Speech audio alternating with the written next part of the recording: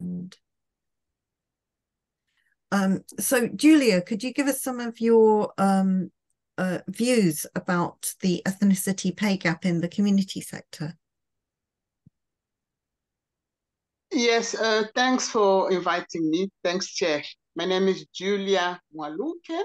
I'm a support worker. I work myself in the community.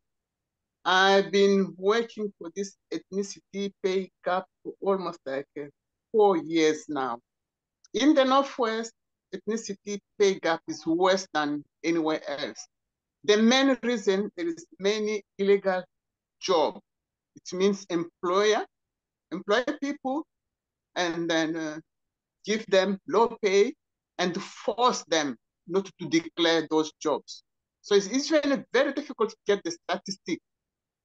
Unfortunately, by law, government in the Tory government are not obliged to declare the ethnicity pay gap. We are hoping that when Labour will come to power, we'll try, but before that, we started campaigning in Manchester. The first time I come across with disparity in pay, I was working with a lady. I work night shift, not night shift, but sleep shift. It means you start in the morning around 10, sleep at you finish 10, 10:30, and then in the morning we start the shift at 7. One of my colleagues, she immigrated from China a few years ago. We are working in the afternoon, just relaxing. I said, by curiosity, I know this is private. Can I just ask, how much do you get per sleep? She looked at me and then said, well, I said, no, don't worry. If you don't want to answer, that's fine. It's just curiosity, just to know. I'm an UNISON rep, and I just wanted to check. And then she said, oh, I get 65 pounds sleep. What? My shocked, my surprise, and make her also surprised. Why? I said, I get for the same job 89 pounds. How come that you still get 65 in the same job? You have been here more than maybe 8 years in the same project.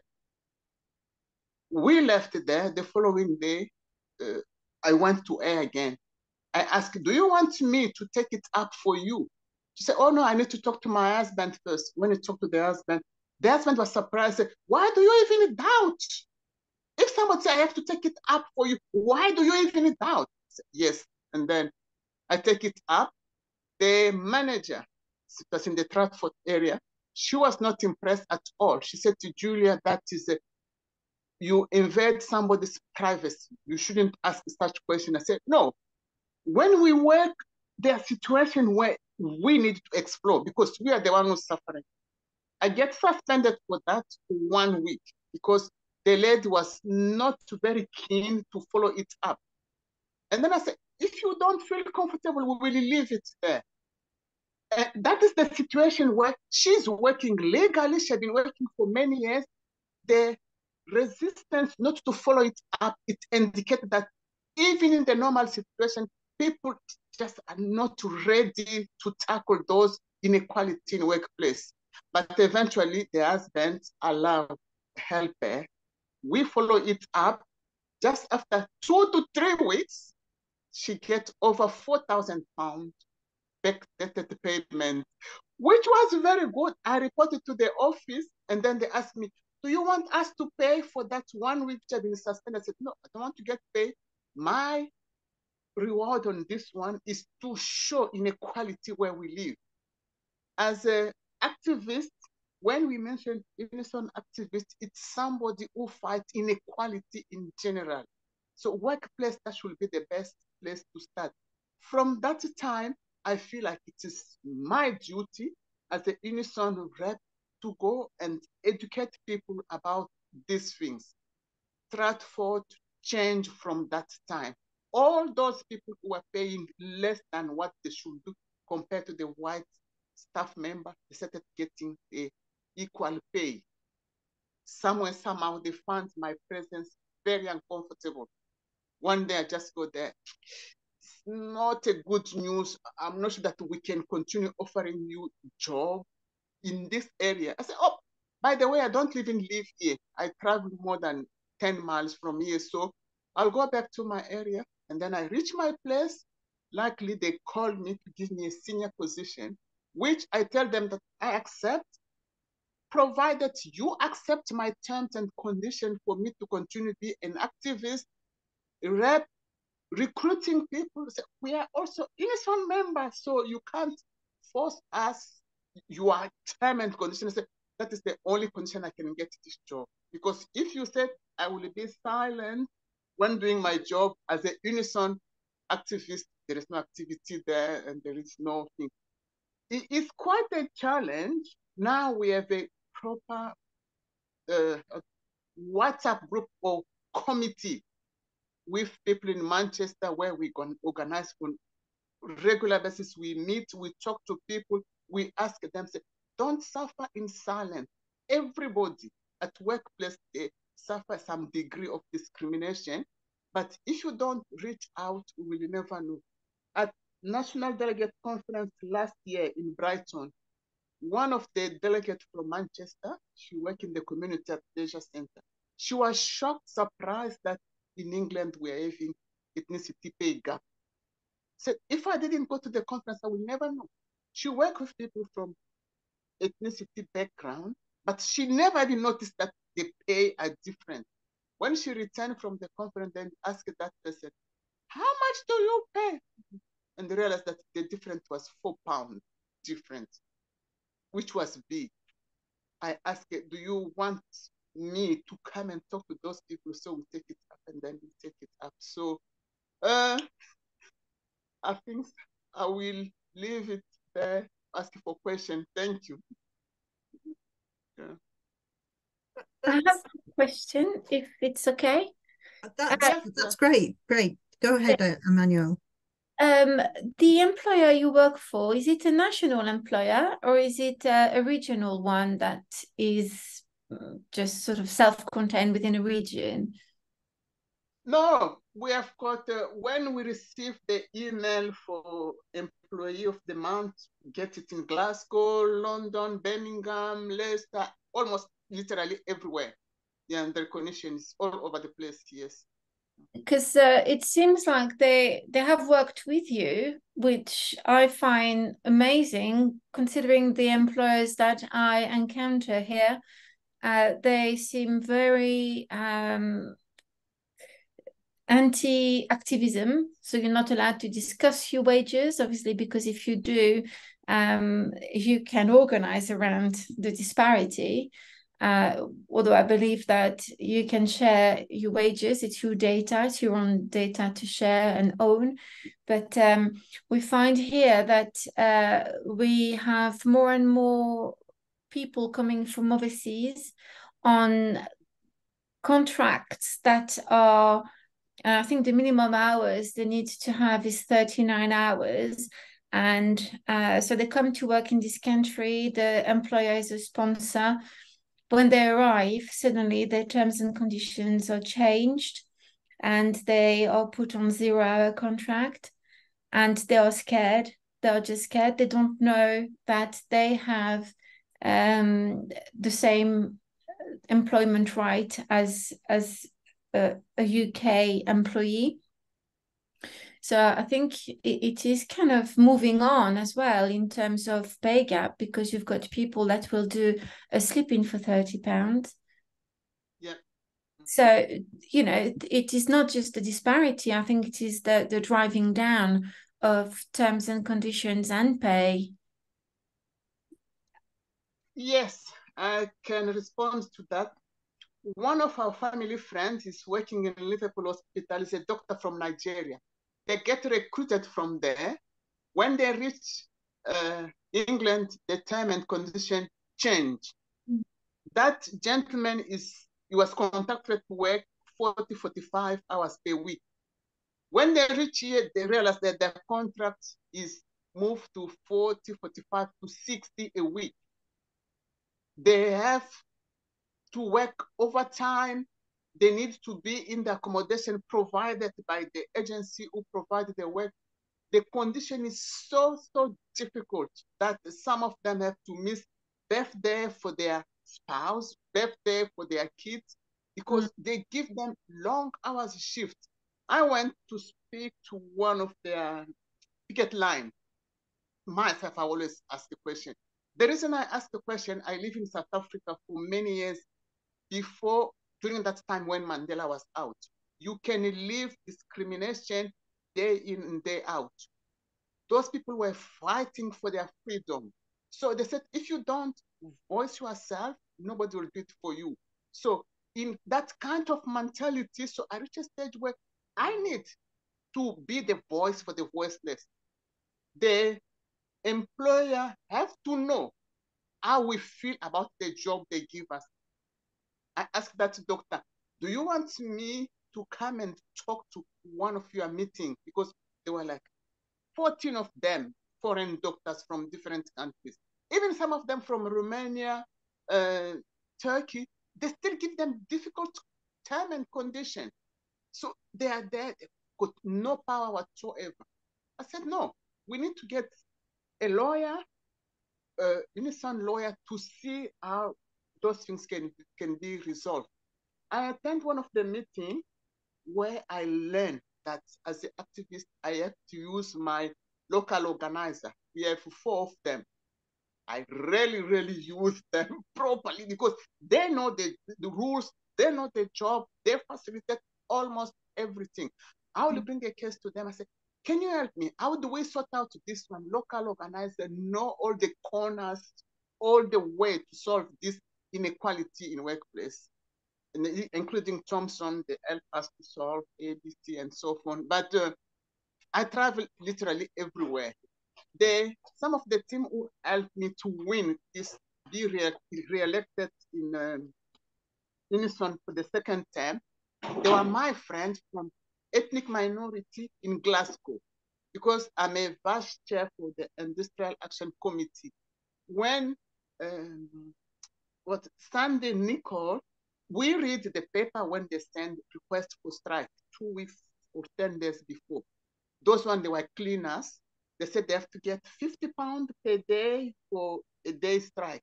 But this one, they were requesting 20 extra. So the person was supposed to approve it, kind of abstain. When I read the outline documents, I check everything. I said, no, those cleaners need that extra £20 extra, which make it 70 when they strike. We did it. They were so happy at the picket line. They showed me the video. They said, we need somebody to advocate for us. So I can go anywhere. I can go and speak to anyone using my local organizer who knows all the legal things to sort out these things. Thank you. I hope I've answered the question. Yeah. Well, thank you very much for your contribution, Julia. I didn't know whether there were any other questions. If there aren't, I've got a little bit of a presentation to kind of do for this. And if I just kind of go through it, she said, oh,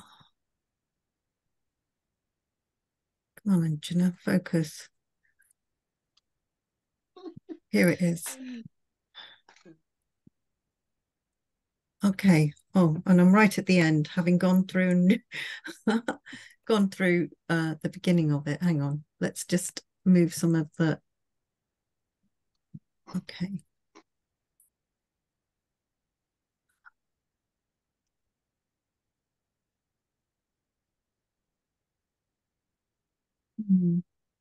Slideshow from the beginning. Oh, see that there we are. So a little bit of presentation. And of course, one of the reasons that it's so important to be focusing on this at this particular time is because 2023 is the year of the Black worker. Right. And it's not going down. How do I get it down? Stop share. Escape.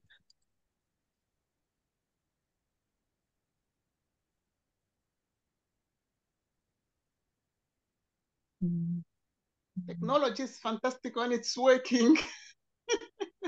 Yeah. As you say, it's fantastic when it's working. Let's try When it it's again. working, yes, yeah. Okay. I'm just going to do it like this. Yeah. So if I move to that, so within this, we're just going to talk a little bit about the East Midlands community sector, the Year of the Black Worker, how UNISON organises in the community, a report called All Work and Low Pay, which I think, Julia, you're familiar with.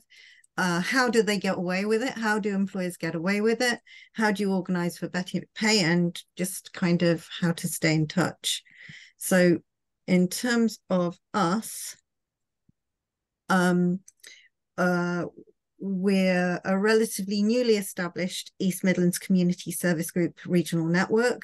We represent housing associations, major charities, and community and voluntary organisations.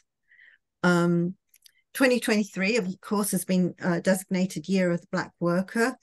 And this has been this is a big thing for our union. This is a huge thing for our union. It's a huge thing for our union, which has championed self-organisation for such a long time. But it is also huge for people in the community sector. I mean, this is what's there from the UNISON website, that given the disproportionate impact of the pandemic on Black workers and communities, layered on top of decades of structural and institutional racism, the Year of the Black Worker is celebrating UNISON's long history of achievement on Black workers' rights, highlighting the change that is still needed, and developing practical steps to bring about race equality. So, UNISON organising in the community have links into the national committees, and these include the major charities, the housing associations, the community and voluntary organisations. The idea is that the service group network should include stewards, learning representatives, and workplace contacts, and we're looking for more people to join that regional network.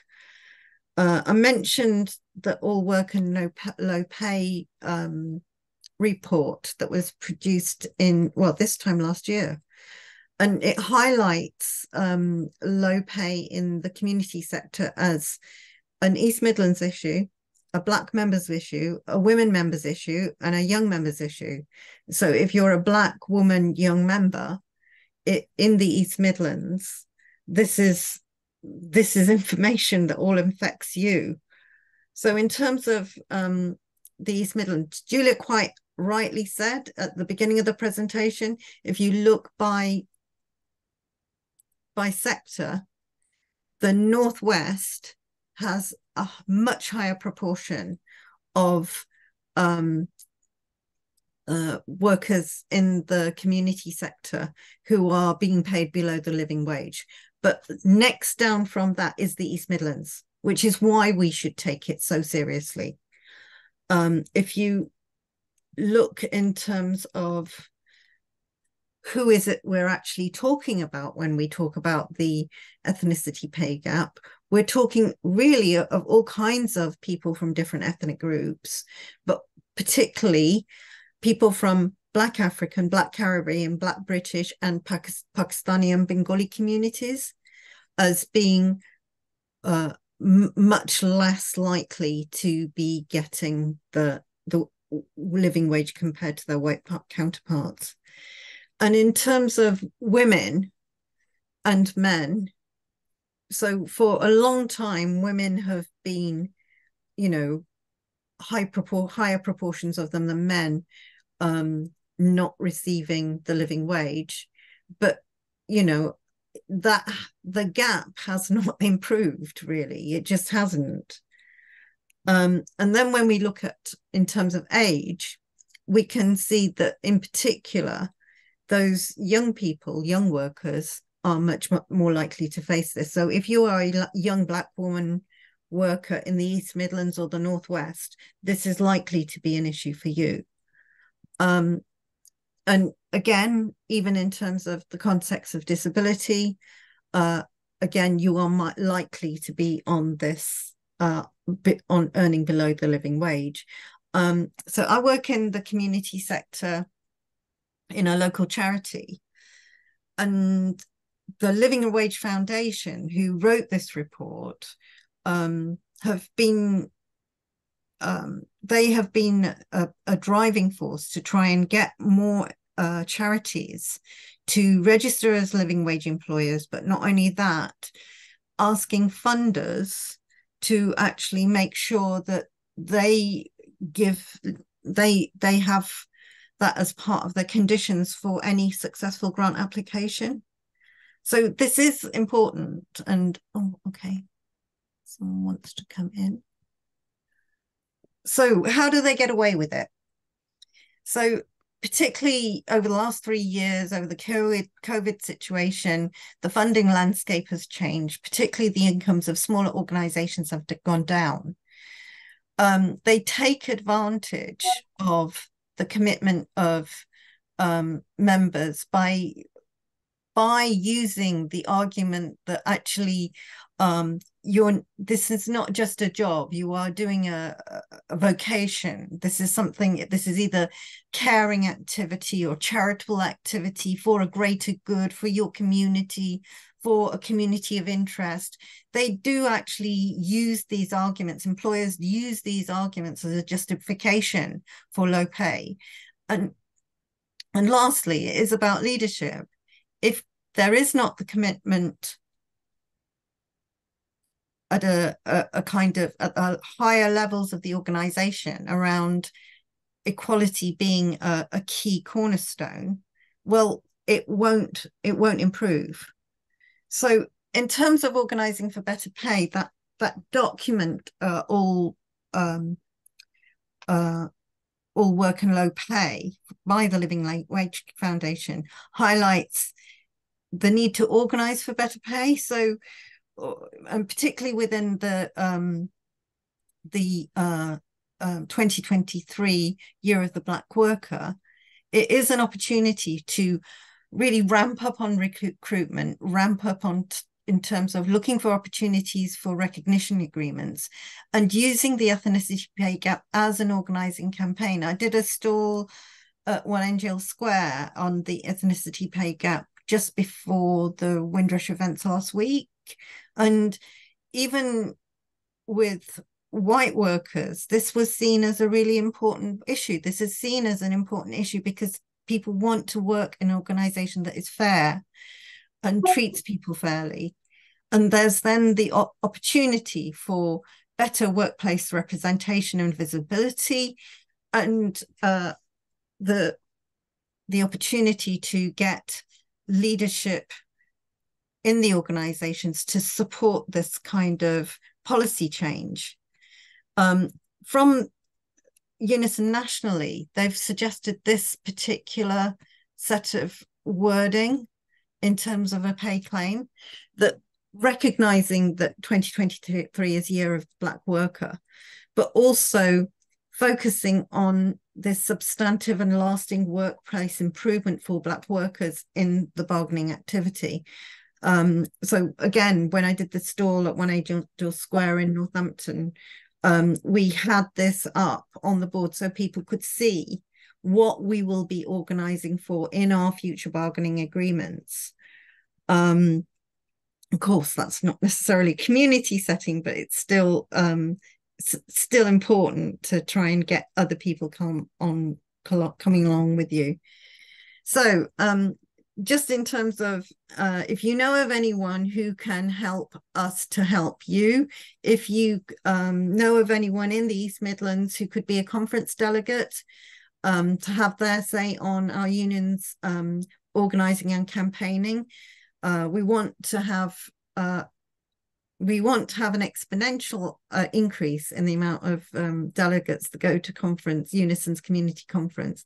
And also there are opportunities to be a representative on our East Midlands Service Group network. So these are held as both physical and virtual, and you can take control over what's happening within your workplace. I'm just going to stop sharing and welcome Dave. Oh, there you are. Good. Dave Ratchford. So he's the community sector lead in the East Midlands. Hi, Dave. I just wanted to just detail a few other links. So firstly, this is the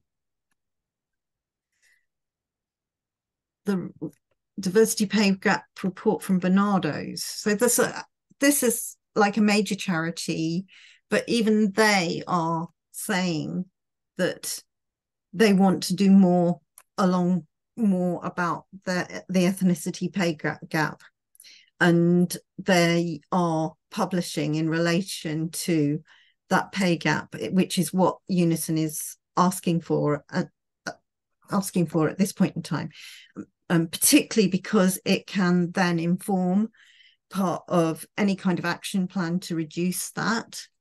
I'm just gonna share two more.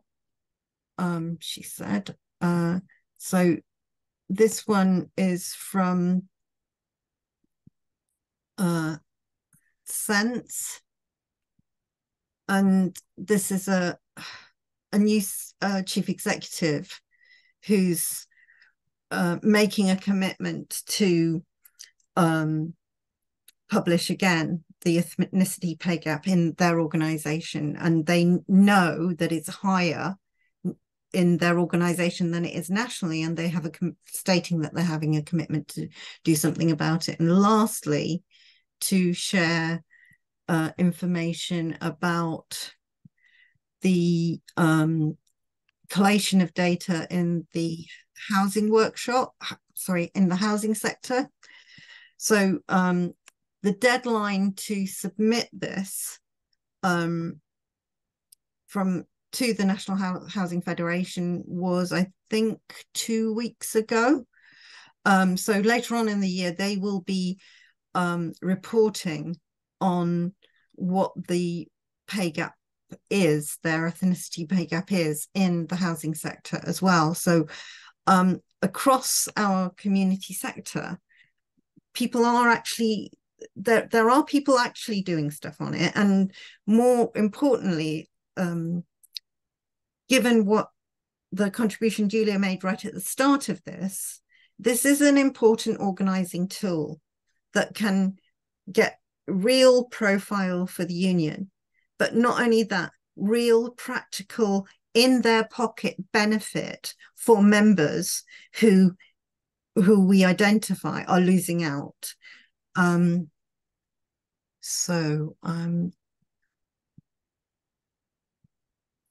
Just to say, of course, you all know who we are, but if there are any other ways that we can do more on this, we're willing to have more discussion and see whether we could do more about this. And again, opening it up to any other questions.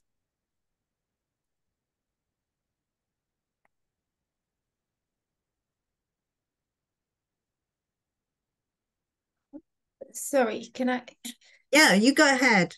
Yes, I mean, we have tried to organize in the private sector and the community sector. It is so difficult because people don't have the same shifts. People are scared. People are worried that they will face a disciplinary very soon after they decide that they will become an activist, or they haven't got the time because they've got 2 or 3 jobs, because they can't live on the wage of one job. So how can we effectively organize? The data is horrendous. It is there. It is visible. But how do we move people? Well, this is a million-dollar question here. Well, if it was easy, we'd all be doing it. However, I do think there are the opportunity for real gains. Dave, do you want to come in here? Or you had a question? More of a comment. Thanks, Anthony. Yeah, I probably will actually, because I think it's probably appropriate. First of all, apologies, comrades. Sort of attendant to this, the reason that I'm late is because I've just completed a race call meeting with a migrant worker who was working in a care home, and it was terribly badly treated, brought over to this country along with a cohort of other Indian care workers who were actually all qualified nurses in India. And the employer was exploiting them, paying them 10 pence over the minimum wage. But more pertinent to this, and that's the reason I was late, because after the race protocol meeting, I had to take them back to Derbyshire.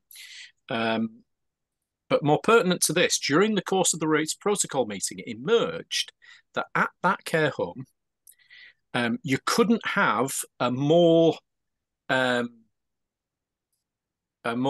visual manifestation of the oppression of Black and migrant workers, in the sense that all of the senior carers who were Indian, there were two groups of senior carers, a small group of white senior carers, and then a large group of Indian senior carers. They all had different coloured uniforms. They wore grey, the white workers wore blue. And although they were both senior carers, groups of senior carers with the same job description, the white senior carers were senior carers. And they were giving orders to the Asian senior carers, the Indian senior carers, and basically saying, yeah, you guys, you need to do the dressing, the changing of dressings. You need to do the cleaning up, the personal care, that sort of thing. We'll sit here and we'll sort the medication out, etc., etc. Very, very, very much a two-tier system. So that inequality that would be jumped on in a heartbeat within the NHS. The NHS has many, many flaws, and their own diversity statistics could do with a serious look. But out there in the third sector, in the unregulated care home markets, in these small organisations, again and again and again, they're getting away with everything just short of murder. And yesterday I saw the list, they published the list of employers who'd failed to pay the national minimum wage. There was a substantial number of those 200 employers, the sort of the name and shame list, a substantial number were in the third sector. I was quite shocked, really, because I expected it. And you did see some of the exploitative private sector employers. I expected to see that. Didn't expect to see it so much in the third sector. So yeah, I think this was a tremendous initiative. It was well worth doing. And speaking to what Emmanuel said about, well, how do you actually organise then? How do you organise groups of workers? This is the start. I would not be, and you may not be, so don't let me speak it into existence, as it were, but I really hope that you aren't discouraged by the fact that, you know, there's not 100 people or 1,000 people on this call, because there will be if you keep plugging away. This is just the start of it. If you can give the answer, Emmanuel, I very, very strongly believe that the answer is that if you give workers the confidence to believe, they want to believe. They'll join the union. They'll get active. They'll participate. How do we know this? Because we can see it again and again. I mean, some of UNISON structures leave something to be desired, but you can see it again and again. The IWGB, I know we're not supposed to speak their name, you know, I might burst into flames here, but the IWGB have organised the workers in universities in London, organised Costa. Unions now are organising Starbucks. I mean, if you think about the oppression in places like that, the difficulties, the transient nature of the jobs, the low pay, hostile private sector employers who were paying people at union bust, but still, workers still rise up. Workers still participate and engage when they have the confidence. How do they get the confidence?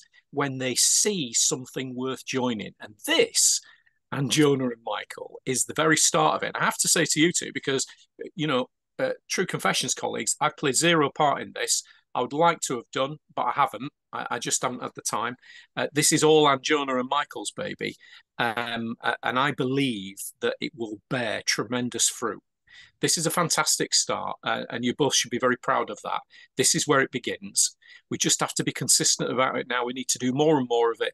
I think the next step is to give briefings to branch secretaries about this issue, maybe do this same presentation for the regional committee, maybe try to do it at the next wider event, maybe the regional council as a kind of a fringe meeting, to try and get this on the table. Because if we're being candid about it, colleagues, amongst ourselves, there are an awful lot of large branches that, like the union, we take the subs from members in these areas. We take the same subs that we take from large, well-organised local government and NHS branches, but we have to question whether or not they get the same attention. So I think it's right that we've got to meet in the middle somewhere.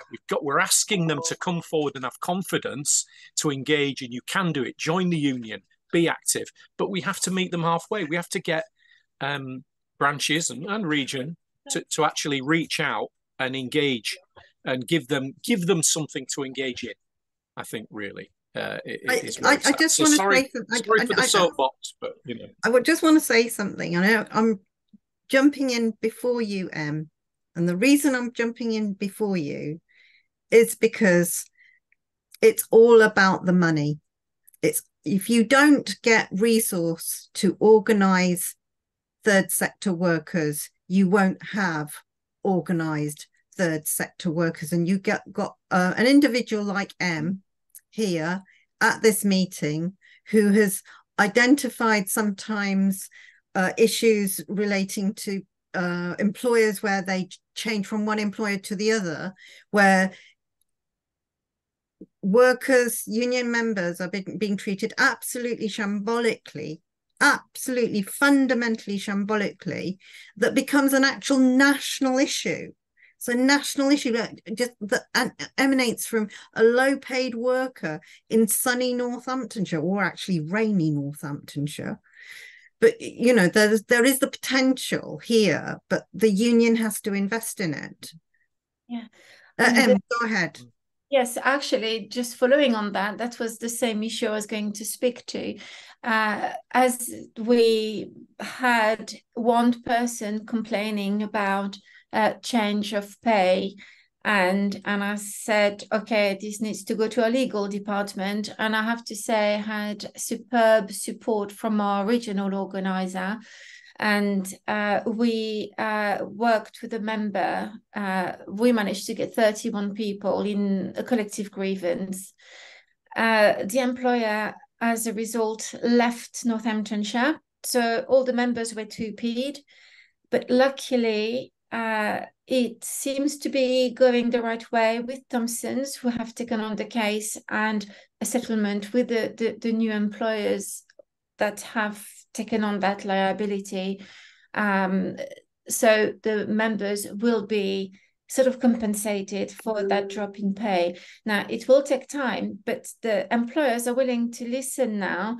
And I think once we can publicize those wins, we are going to get more people to pay attention and say, okay, these people have not lost their job. Maybe I can complain about mine, because it is such terrifying sector to work in. And if you do not know your rights as an employee, as a person, as a citizen, a subject of the UK, you would not know that you can safely do that. With the backing of the union, you can. So hopefully we can publicize this soon, but I don't think we talk about the good stories enough. And it is perhaps our fault within Unison. That should be all over the front page of the national website. When you have a big win somewhere, whether it is in Derbyshire, whether it is in Northamptonshire or wherever, there have been successful strikes. We need to shout. Well done, So, Anne. Well done. Okay. Just going to bring in Julia. She's had her hand up. Yes, just one of the things I wanted to add to what Emmanuel said. We don't need to recruit a big number of people. At the branch level, we can identify who is willing to be an activist, and out we could support them. Even in our region, we struggle to recruit and retain members. As soon as a member realizes that there is no facility time, you can't see the other, you do the handover, and then next week when you come, is somebody else, agency staff come. So you don't see one another during the shift time. To organize something to win a campaign at workplace is becoming more and more difficult. So what we do with local organizer, we identify a person who's willing to take up the job as an activist. We support them. The biggest issue, as you say, finance, facility time. Slowly, a bit by bit, we said, if you step up, we will support you financially. The region or the branch must be willing to support that activist. It's difficult to recruit 10 in one go and train them. I went to 4 or 5 meetings before the National Delegate Conference. In some of them, it will be 30 members, I will be the only Black. Some of them will be 10, I will be the only one Black. You can see that all the Black members prefer to be on shift, working long hours, extra shift to get the money than to be trained to be an activist. So this is the challenge which we are still facing, but hopefully we are progressing. The other things is the people who hold the social media for Unison. They can only put what they feel like is in their favor. Things like winning the strike, members representing the others, positive information, as Emmanuel said, they don't put it. They put things which they feel like is appropriate in line with what the boss wanted to see displayed in the social media. Thank you. I think the answer to that, Julia, is more of us need to become branch communications officers. I've got control over my branch's social media. But I think to be a trade unionist at this point in time, it's a great time to be a trade unionist in whatever union you are. Because actually this is the time for organizing. There is a kind of groundswell of opinion. There are things that are happening where people are saying enough is enough and we reject what's happening. So, kind of going back to your initial question, Em, about how do we do this difficult stuff? Well, one, there, as you've said, quite like rightly said, there are good news stories we can get out there. And two, this is our time. This right now is our time. We've got to kind of go out there, and this will be our time to get all of this done. And so we're on 1921. Oh, Michael, come on. You've been very quiet. Oh, I was listening intensively. So I have something to share. So it's sponsored by Lincolnshire Unison and the Trades Council here in Lincolnshire. So I'll show you this poster. It's a stand up to racism saying refugees are welcome, because the far right Nazis are coming to Lincoln on the 8th of July, and we're saying no to them. So I'll just stick that here for people to see. And we'd love to have anybody down there, get in touch with your local stand up to racism groups as well. But if you're close enough to Lincolnshire, please come along, get in touch, and see the Nazis out of our town. Thanks.